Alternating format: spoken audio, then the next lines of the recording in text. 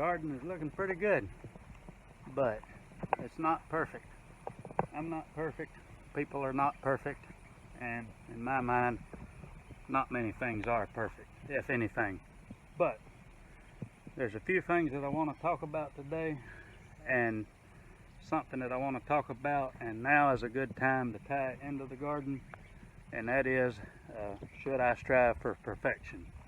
So with gardening, there's a lot of things that you can try to get perfect, and I can't cover all of that in one video, or I don't want to. I don't think you want to listen to all that, but I'll probably keep it narrowed down to 4 main things that are on my mind right now, and that is spacing, fertilization, irrigation, and pruning, because I actually got to do some pruning, and I kind of want to show you that in this video too.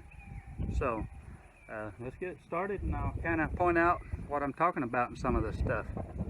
So first of all, I'll just talk about spacing, and right now what I'm really thinking about has got more to do with the inner plantings than the main crops herself. However, I will talk about the okra just a second. So down here, when I started planting, I had them on, I think, 9-inch spacings, and it's pretty tight compared to where I went to 1-foot spacings, and I'm still not sure which one I like. So I'm probably just going to kind of use some anecdotal stuff, observations, just to see how I like it, and then, you know, later on maybe I can just do 2 full beds and trial them together and see which one actually produces more. But as far as the other things, squash, cucumbers, peppers, I spaced the squash and the peppers like I've always spaced them, and I'm pleased with that spacing. I've tried all different stuff. Cucumbers, this is not my idea. The trellis system I told you last week was from Satin Farms, but spacing actually come from Nature's Always Right, and I'm not sure where he come up with the spacing, but they're on 1-foot spacings. So I'm pretty pleased with the main crop stuff, but on the inner planting, I wished I had have put a lot more thought into it. So like here I have the Thai basil and with the squash, and it's doing pretty well. I mean, I'm pleased with it.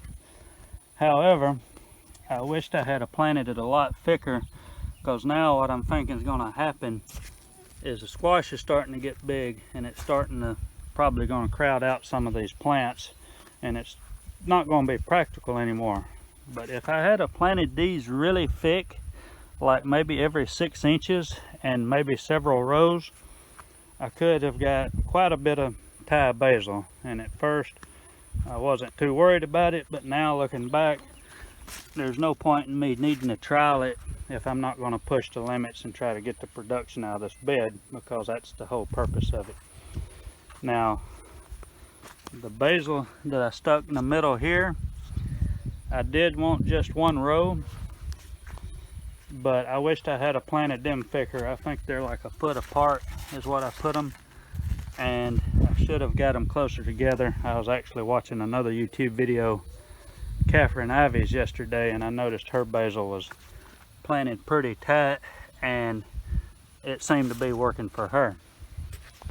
And just to catch you up on some of the other inner planting that I did, that's a weed, but the Shingiku, I can't remember how you say that, but the greens that I planted, I think I would have been pleased with the spacing on that with the peppers, and I'd also did it in the okra, but that was kind of a flop. I didn't get good germination, which could have been for a bunch of reasons, but one of the main reasons I think is irrigation, which is the next thing that I want to talk about. So I tried to prioritize a lot of stuff when I started this, but irrigation wasn't one of them. I just didn't want to spend the time or the effort or the learning curve to get that right. And, you know, as far as the greens go, that wasn't the main thing, that I didn't have a real good irrigation system. It had more to do with the timing.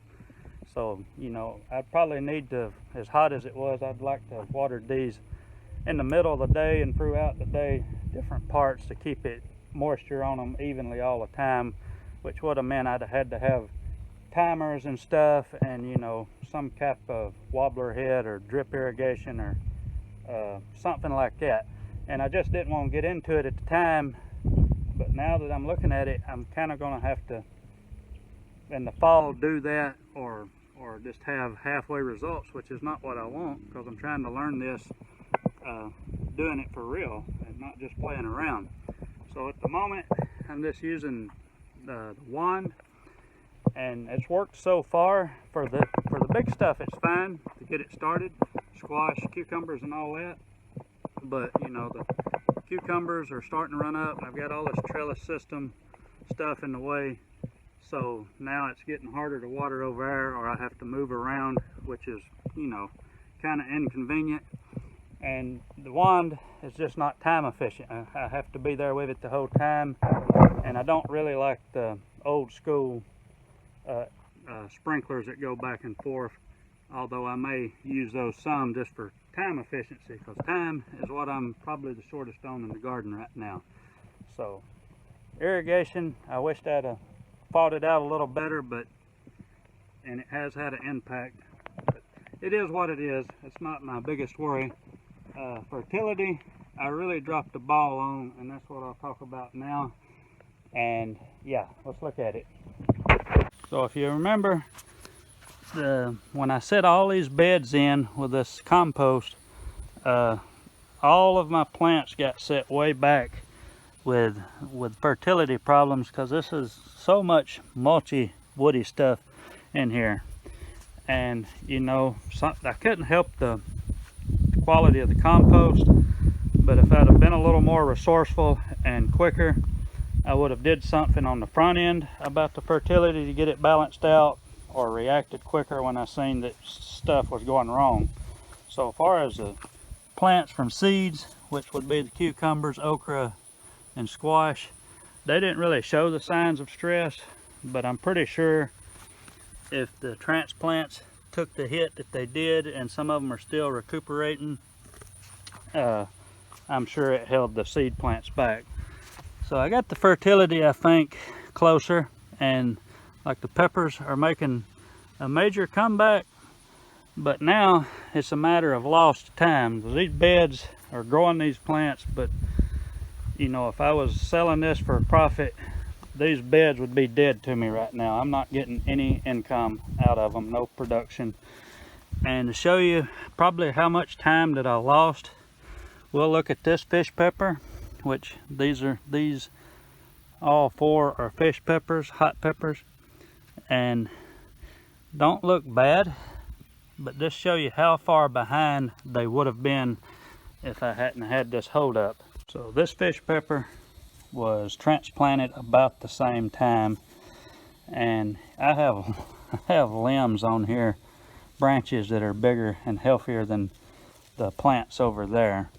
And so the plants over there are just now catching up, and probably after a week of putting this one in here, it looked like the one in the garden. So this plant, you know, really dwarfs. It's hard to believe that they were planted the same time. So yeah, I could be there with all of the fish pepper plants.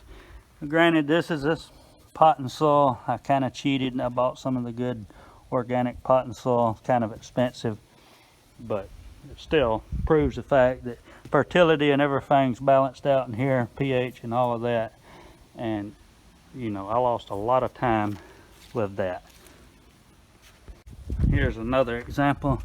These basils were actually planted a week or two after those others, and they dwarf what I've got in the cucumber patch. That's not a basil, those are peppers, but yeah, you get the picture. Fertility, it really does matter, and it's about time. Now, pruning is something that I'm about to start doing on the cucumbers especially. So basically, where every node is, there,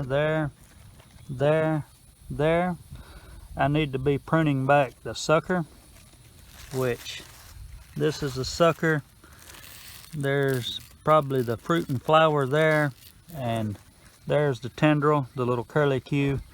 That right here is a good example of it latching on to the onto the string, and I'll kind of weave the whole plant around as it grows. But I'm a little behind on pruning. I'm not too tore up about that, but you know, going back to the point of perfection, it really would have given me more time probably, because here's one thing that I'm pruning. So there's that much growth that I wasted because it's done put this effort out. So this is the top of the plant. I would imagine if it hadn't wasted the time on this plant might be that much taller, which, you know, pretty significant. And it's not the only sucker on this plant. So let's say there's a big one. So I really am behind on this. So yeah, add that much more and then add the other one on top of that. I don't know if that's how it would play out, but I'm sure it slowed it down some. It's wasting energy on the suckers. And you know, pruning also, going to the basil. Since the basil had such a hard time anyway, it's not a good example, but, and I have stayed on top of it, but keeping the basils pruned will keep them from trying to flower and all of that and get the most fresh production. So I have pruned these pretty good, and you know, I won't call that perfection, but still I got a lot of tops there. I got a lot of basil. So if I had have got the density perfect and tighter, I could have got a lot of production with that combination. So there's a ton of stuff that's not perfect about the garden, but it is getting better. So I do try to get better all the time. And here's something, a little example. This is not a weed that I left, so this is kind of an intentional imperfection, because I wanted this purslane because I eat it and it's a weed. But now I'm kind of on the fence. I kind of want to pull it out because I've got the other weeds in the middles kind of cleaned out, and yeah, it's more of a visual thing, but I don't know, I'll have to think about that. Here's something that was out of my control that is not perfect. This little pepper plant broke off there, and because it's not perfect, some people might rip it out and leave the good ones and maybe put something else in there.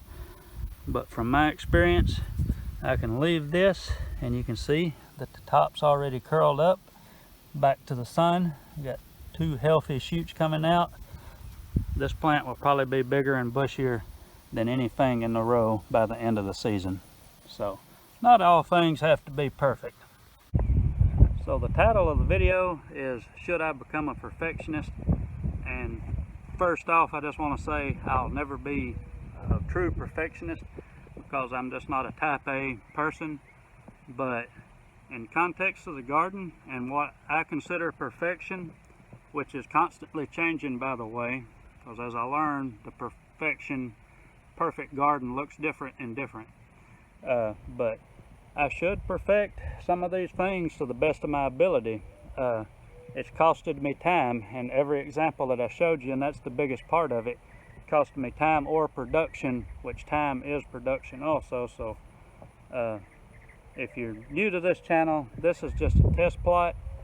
I'm not actually farming this for profit, but it's set up in a way that I would on a large scale because I plan on doing it in the future.